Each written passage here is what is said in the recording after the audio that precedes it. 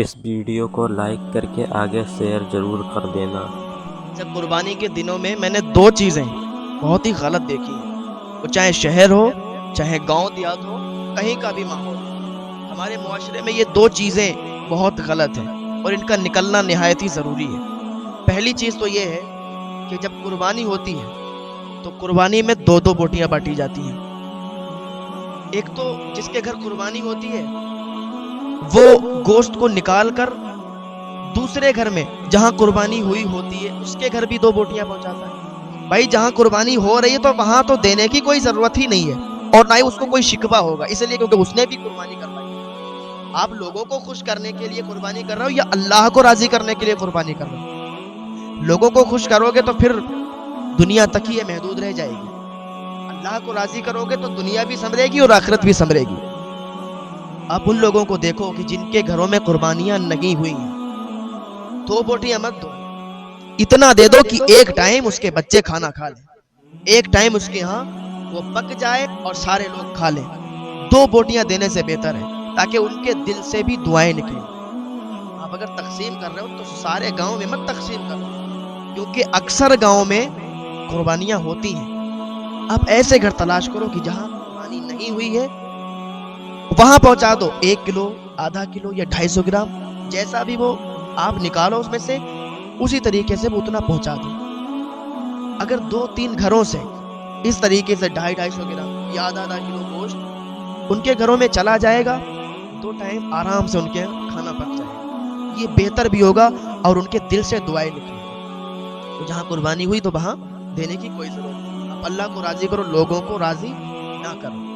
ایک تو یہ معاشرے میں، دوسری غلطی یہ ہے کہ جب قربانی ہوتی ہے تو ہمارے کچھ بھائی کچھ بہنیں فریج میں جمع کر کے اور بعد تک کھاتے رہتے ہیں، فریج میں رکھ لیتے ہیں اور وہ بعد تک روز کھاتے رہتے ہیں، کہتے ہیں یہ قربانی کا گوشت ہے، با برکت گوشت ہے۔ میرے بھائی با برکت گوشت ہے تو کیا ایسا کرو گے کہ فریج میں جمع کر لو گے؟ آپ کو پتا نہیں ہے کہ رزق تقسیم کرنے سے بڑھتا ہے۔ پھر یہ قربانی کا گوشت ہے، یہ غریبوں کا حق ہے، ان کو وہاں تک پہنچاؤ۔ اگر آپ کے یہاں جمع ہو گیا ہے، زیادہ ہے، ان کو تقسیم کر دو، آپ جمع نہیں کر سکتے۔ بہت لوگوں کے منہ یہ سنا ہے میں نے کہ وہ قربانی کے گوشت سے محرم میں حلیم بناتے ہیں۔ کتنی حیرت والی بات ہے، قربانی کے گوشت سے محرم میں حلیم بناتے ہیں۔ پھر اللہ آپ کو اور دے گا، برکت ہوگی آپ کے رزق میں، آپ کے پیسوں میں، تو آپ محرم آتے ہی آپ پیسوں سے گوشت خرید لیں پھر حلیم بنا لیں۔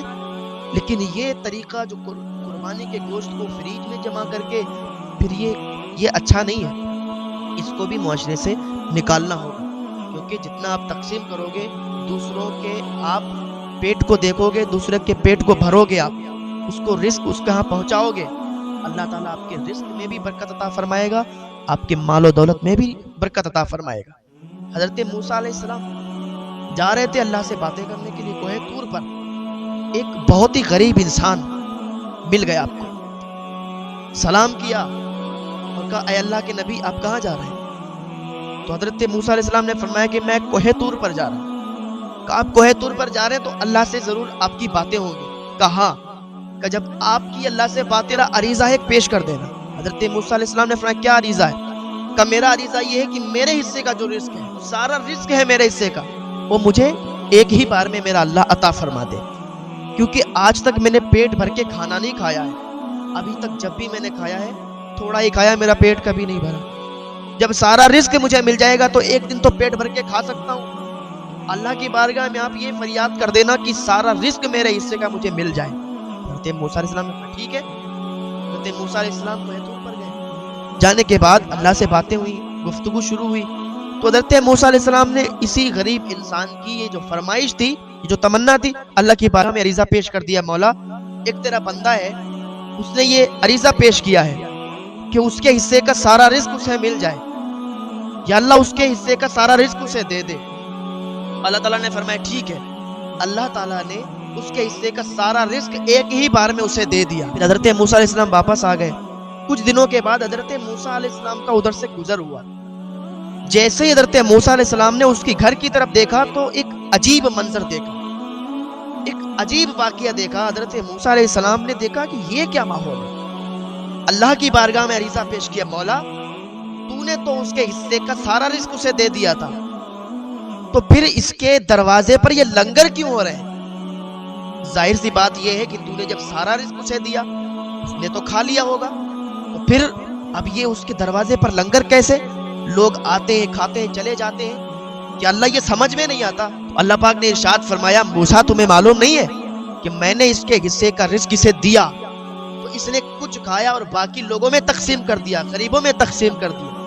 جب غریبوں میں اس نے تقسیم کیا تو میں نے اس کا رزق بڑھا دیا، جب اس کا رزق بڑھا تو اس نے اور زیادہ تعداد بڑھا دی اور زیادہ یہ تقسیم کرنے لگا، یہ زیادہ سے زیادہ تقسیم کرتا گیا، میں اس کا رزق بڑھاتا گیا، یہاں تک کہ آج نوبت یہ آ گئی ہے کہ اس کے دروازے سے لوگوں کی لائن ختم نہیں ہوتی اور لنگر چلتا رہتا ہے، تو میں اس کے رزق کو بڑھاتا رہتا ہوں۔ تو قربانی کا گوشت ہے تو آپ جمع نہیں کرنا، اس کو فریج میں نہیں رکھنا، فریج میں رکھ کر اور محرم میں حلیم بنا کر مت کھانا۔ اللہ تعالیٰ پیسے دے گا، اللہ تعالیٰ آپ کو اتنی استعداد دے گا، جب وہ ٹائم آئے گا تو آپ خود خرید کر کے حلیم بنا لینا، لیکن فریج میں نہیں رکھنا، کیونکہ اگر آپ فریج میں جما کر رکھو گے تو پھر رزق میں برکت نہیں ہوگی، میں برکت نہیں ہوگی، مال و دولت نہیں بڑھے گا۔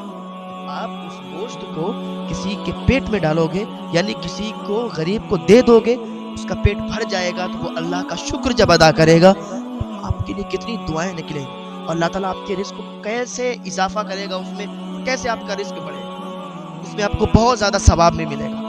تو یہ دو چیزیں جو ہے نا معاشرے سے نکال دو، ایک تو 2 بوٹیاں کسی کو بھی مت دو، کم جگہ دے دو لیکن اتنا دے دو کہ ایک ٹائم وہ بندہ کھانا بنا کے کھا لے، ایک تو وہ چیز، اور دوسرے یہ فریج میں جمع کر کے کھانے والا، یہ 2 چیزیں آپ معاشرے۔ ایسے ہی تقریر اور بیان سننے کے لیے اگر آپ ہمارے چینل پر پہلی بار آئے ہیں تو سبسکرائب ضرور کریں۔